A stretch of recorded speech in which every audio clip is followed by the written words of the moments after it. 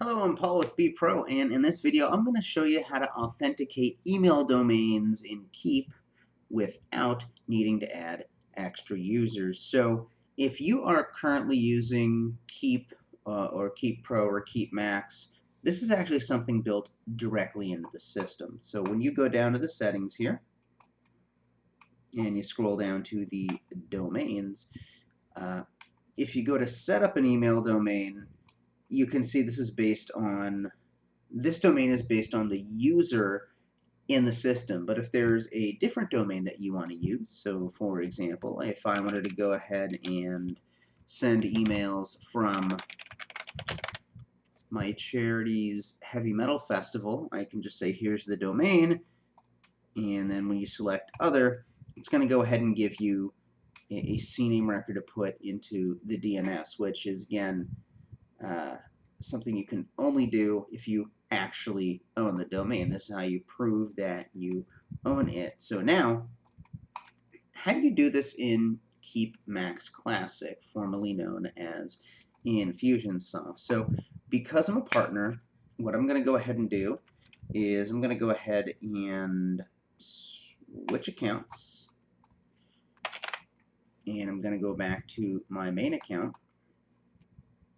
And then what I'm going to do is I'm actually going to go ahead and hit this toggle and go back to Infusionsoft, right? And so this is Keap Max Classic again, formerly Infusionsoft.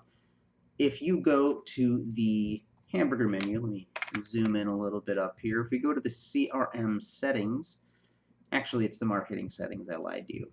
If you go to the marketing settings, there is the email authentication area, but you can't necessarily just add a domain out of nowhere, right? This drop down is fixed. Well, not really. If you want to go ahead and add a domain that does not exist without adding users, again, you can see I've added my website, the charity and the festival, as well as my mom's newsletter. She's a medical simulation professional, and if you're in that field, you should absolutely follow her. So here's the trick. What you're going to want to do is go into the user section and go into a user here, and then what you do is you change this email. So for example, what if I said, hello at, I don't know, jivesystems.com.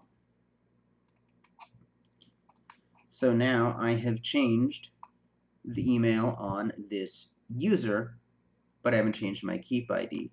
Here's the magic. When you go back to I'm going to open this in a new tab. When you go to the email authentication, now if I want to go ahead and add a domain, you can see that this is here. And I can grab the CNAME information, go ahead and validate the DNS and do all that. And then once I've done that, of course I'm going to want to go back to my user and change it back to the main email address, so the user itself is still fixed.